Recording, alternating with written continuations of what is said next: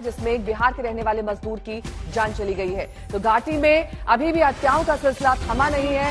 इस हत्या से एक बार फिर से दहशत का माहौल है। बांदीपुरा में आतंकियों ने एक मजदूर को मार डाला है। बिहार का रहने वाला ये बताया जा रहा है।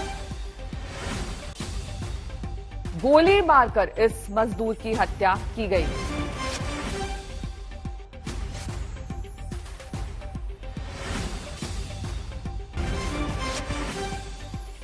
आतंकियों की तलाश में अब सुरक्षा बल, और ये दरअसल वही मजदूर जिसकी हत्या आतंकियों ने की है।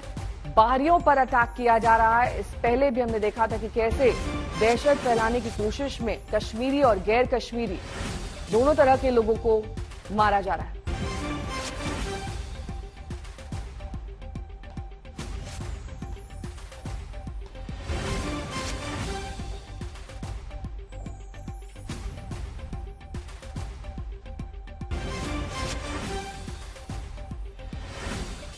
चलिए अब आपको दिखा देते हैं कि कहां पर दरअसल इस बिहार के रहने वाले मजदूर को निशाना बनाया गया। अमरेज की हत्या 12 अगस्त को बांदीपुरा में की गई। ये दरअसल एक गैर कश्मीरी जिसको अब निशाना बनाया गया है। और साथ ही आपको बता दें 4 अगस्त को बिहार के ही मुमताज की हत्या की गई थी। हम आपको सिलसिलेवार तरीके से दिखा रहे हैं दरअसल कि कब किसे निशाना बनाया गया। 2 जून को बिहार के ही दिलखुश को मार डाला गया। ये भी गैर कश्मीरी जिसको निशाने पर लिया आतंकियों ने। कुलगाम में इसकी हत्या की गई थी। 2 जून को राजस्थान के विजय का कत्ल हुआ कुलगाम में।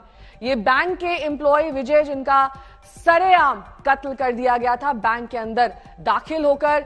इसके अलावा आज की यह घटना जाहिर तौर पर दहशत पैदा करने वाली। वहीं 17 अक्टूबर पिछले साल 2 लोगों की हत्या कुलगाम में ही की गई थी। ये दरअसल आतंकियों के निशाने पर बाहर के लोगों को लिया जा रहा है। 16 अक्टूबर बिहार के अरविंद का मर्डर किया गया था। ये श्रीनगर में हत्या हुई थी। 16 अक्टूबर को यूपी के सगीर की हत्या पुलवामा में की गई थी। और इसके साथ ही 5 अक्टूबर को बिहार के वीरेंद्र को मारा गया था। श्रीनगर में ही उसे निशाना बनाया गया था। सुनील जी भट्ट मेरे सहयोगी इस वक्त तमाम जानकारी के साथ जुड़ रहे हैं। सुनील जी देखिए, लगातार आतंकियों पर तो चोट की ही जा रही है, लेकिन इससे उनके हौसले नहीं कम हो रहे हैं। एक के बाद एक गैर कश्मीरियों को निशाना बनाने का मतलब एक बड़ा संदेश देना है कि हम रुकने वाले नहीं हैं, डरने वाले भी नहीं हैं। जी बिल्कुल नेहा, मैं आपको बता दूं कि कश्मीर घाटी में जिस प्रकार से सुरक्षा बलों को सफलता मिल रही है, जो आतंकवाद विरोधक अभियान है और जो आतंकी कमांडर है, टॉप जो आतंकी कमांडर है उनको ढेर कर दिया गया है।